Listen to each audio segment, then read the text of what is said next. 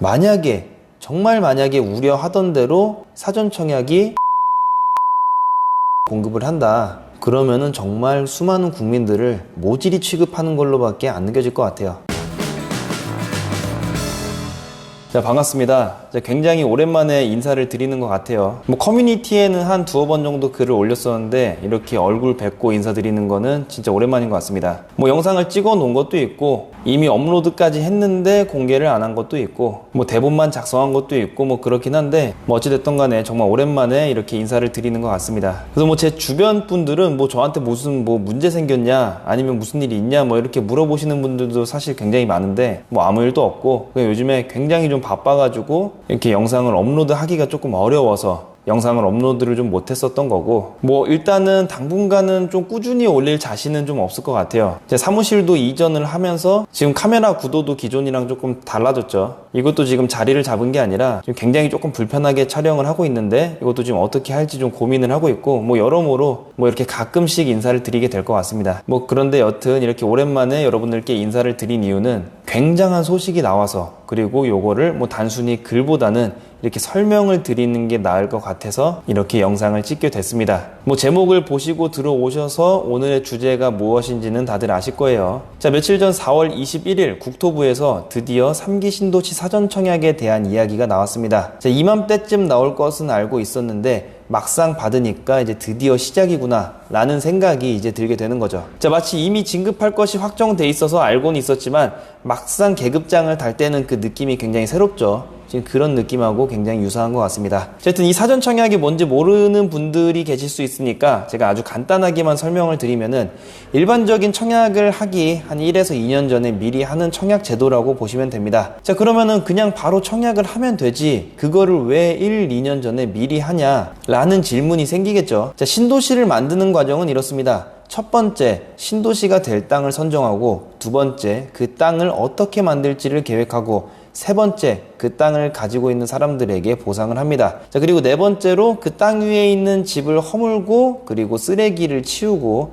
다섯 번째로 계획했던 대로 도로를 만들고 땅을 정비하죠. 여섯 번째로 정비가 된 땅을 민간 기업에게 입찰을 하고, 일곱 번째로 민간 기업들은 분양을 하고, 마지막으로 아파트가 지어지면서 이런 과정들을 막 겪으면서 이제 신도시가 탄생을 하게 되는 겁니다. 자, 이렇게 되는 데는 정말 수많은 시간이 걸리는데, 바로 청약을 하려면은 이 시간들을 다 기다려야 되는 거고, 공급에 목이 말라 있는 사람들은 다시 매매 시장으로 눈을 돌릴 수밖에 없겠죠. 그리고 매매 시장으로 눈을 돌리면은 매수세가 강해지고, 더 나아가서 부동산 가격은 상승을 할 수밖에 없는 게 되는 겁니다. 자, 그러다 보니 공급에 목말라 있는 사람들에게 얼음을 주는 게 사실 이 사전 청약이라고 보시면 돼요. 당장은 물처럼 이 갈증을 해소할 수는 없지만 이 얼음은 언젠가는 녹으면 물이 되는 거죠. 언젠가는 물이 될 거라는 걸 알기 때문에 좀 간질간질하고 뭔가 조금 애매한 것 같더라도 나중에 갈증을 해소할 거라는 그 확신이 있기 때문에 사람들은 매수 시장으로 눈을 돌리지 않습니다. 즉, 갈증이 당장 해소가 되는 건 아니지만 앞으로 해소가 될 거라는 약속을 받는 거죠.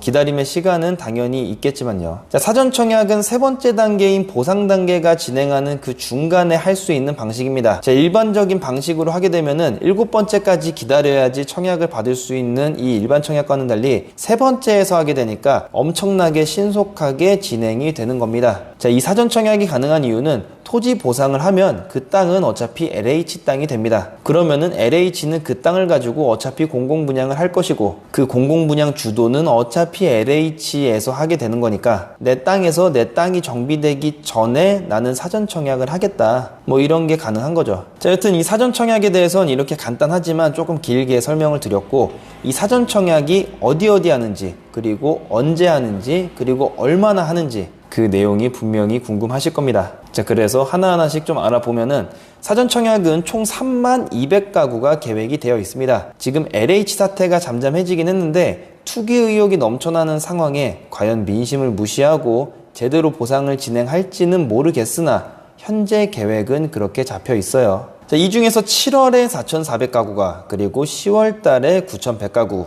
그리고 11월에 4,000가구, 마지막으로 12월에 12,700가구가 예정이 되어 있습니다. 그리고 이번 사전청약은 떠나간 2030의 마음을 돌리는 데 많이 초점이 맞춰진 것 같아요. 이를 증명하는 것이 절반에 가까운 물량을 신혼희망타운으로 빼겠다라고 합니다. 사실 이 신혼희망타운이라는 거는 이 집값이 오른 거에 비례해서 자기들이 다시 되돌려 받는 거죠. 그러니까 이 정부 입장에서 봤을 때는 2030한테는 생색을 내면서 본인들은 실리를 챙길 수가 있는 그런 굉장히 좋은 수단이 될 거예요. 그런 이유 때문인지 확실하게 알 수는 없겠지만 어쨌든 간에 신혼희망타운이 많이 대기를 하고 있습니다. 각각 어느 지구에 몇 월 달에 몇 세대씩 분양하는지 그걸 세부적으로 보면은 7월 달에 인천 계양지구에 일반 공급 800세대와 신이타 300세대, 남양주 진접 2지구에 일반 공급 1200세대와 신이타 400세대, 성남 복정 1지구에 일반 공급 600세대와 신이타 400세대, 의왕 청계 2지구에 신이타 300세대, 그리고 위례신도시에 신이타 400세대가 예정이 되어 있습니다. 7월 달에 이렇게 좀 정신없이 하고 그 다음에 8월달, 9월달은 넘어가고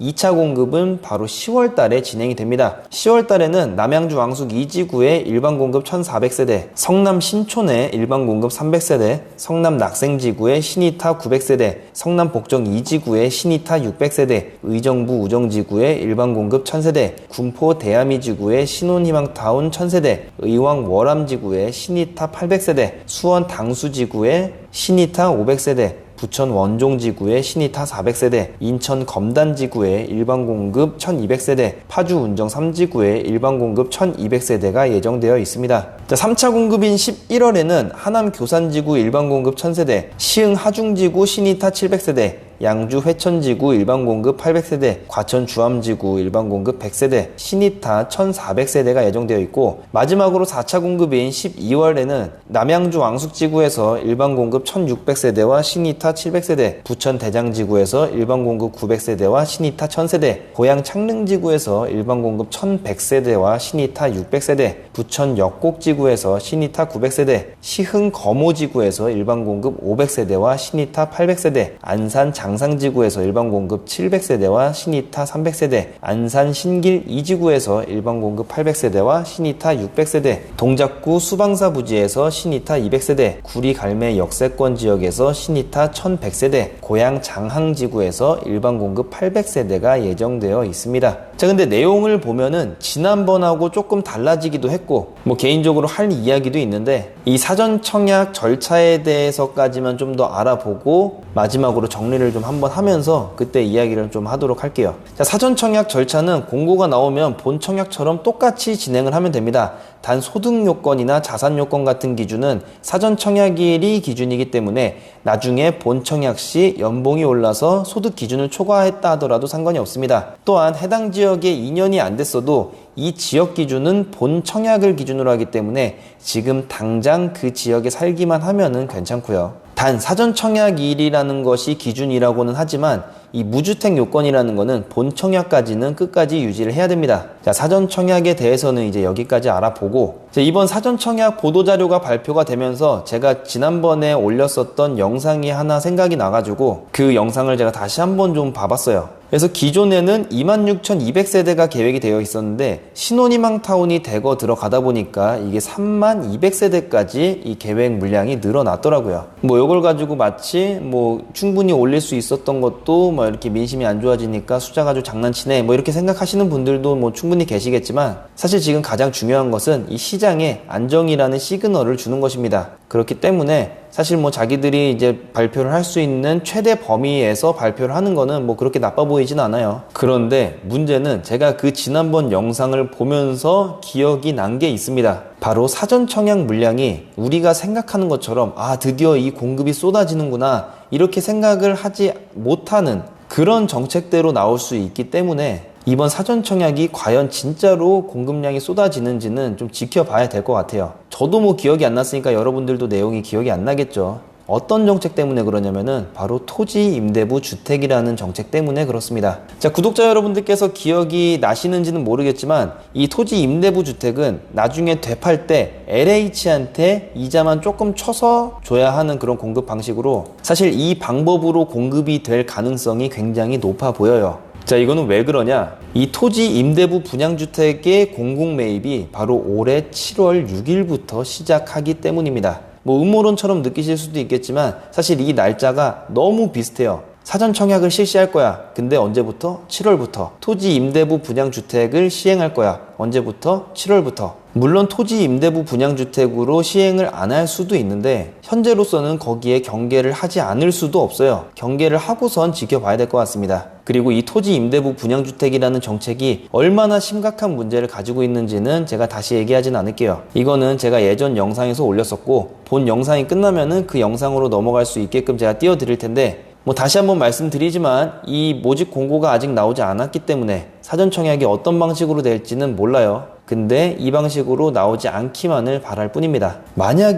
정말 만약에 우려하던 대로 사전 청약이 토지 임대부 분양주택으로 공급을 한다. 그러면은 정말 수많은 국민들을 모질이 취급하는 걸로밖에 안 느껴질 것 같아요. 뭐 다시 한번 말씀드리지만 아직까지는 어떤 방식으로 분양을 할지 뭐 정해진 게 전혀 없기 때문에 이거를 뭐 속단할 수는 없겠지만 부디 우려하던 일이 일어나지 않기만을 바랄 뿐입니다. 자, 이번 보도자료의 원문을 보시고 싶으시거나 아니면은 가지고 싶으신 분들은 제가 댓글에다가 블로그 링크를 남겨 놓을게요. 거기서 다운받으셔가지고 한번 보시는 것을 추천드리고 이 원문에는 제가 시간 관계상 설명드리지 못한 것하고 그리고 미처 보지 못해서 설명드리지 못했던 내용들까지 다 있으니까 꼭 한번 보시는 것을 권유드리겠습니다. 자, 오늘 영상은 여기까지 하도록 하겠습니다. 고맙습니다.